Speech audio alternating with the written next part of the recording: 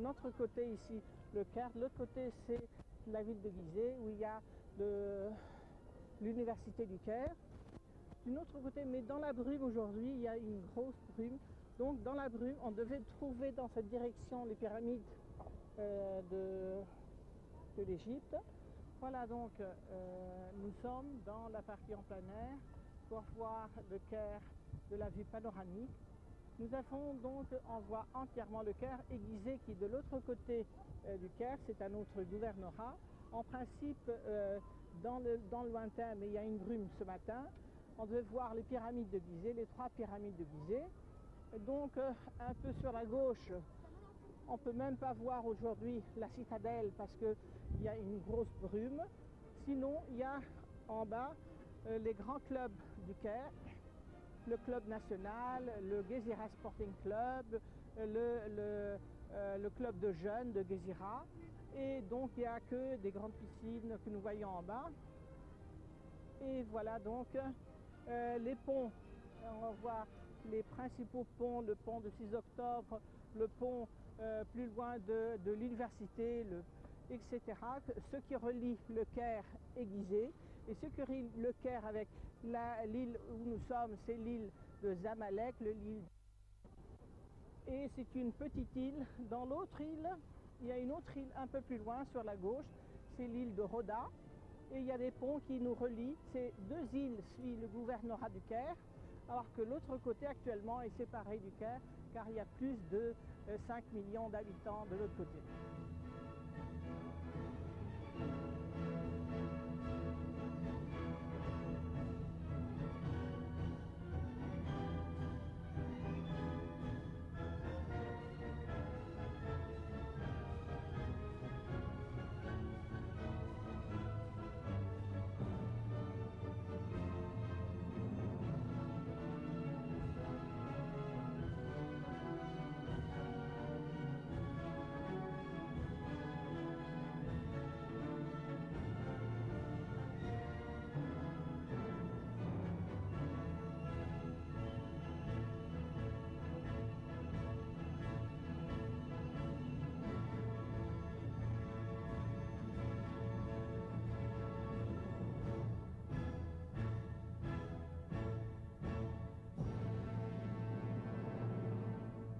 Au sommet, un restaurant tournant, une cafétéria et un belvédère avec télescope offrent une vue panoramique imprenable de 360 degrés sur toute la ville.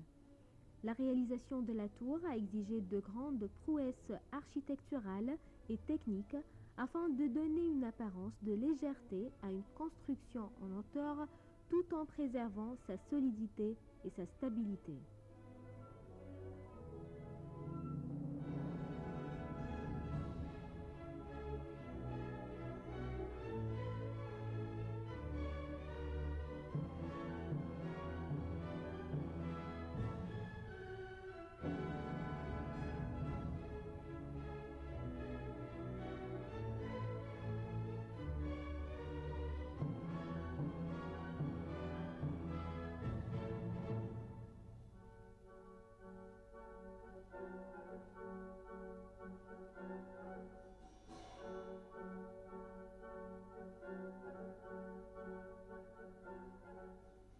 Chacune des rangées de losanges étant différentes, elles ont fait l'objet de calculs complexes dans leur conception et d'une compétence assurée dans leur exécution. La tour repose sur une dalle de béton armé dont les dimensions dépassent largement la superficie de la base de la tour et qui va s'appuyer sur le roc situé à 25 mètres de profondeur.